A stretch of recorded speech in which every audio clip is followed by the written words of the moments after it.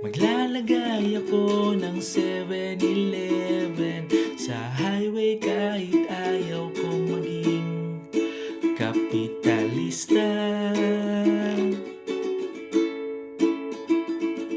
At bibili ako ng kotse kasi sabi mo bawal ang magmotor.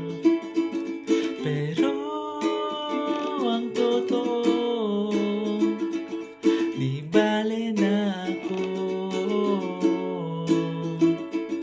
Ikaw lang naman, ikaw lang iniisip ko. Kasi gusto ko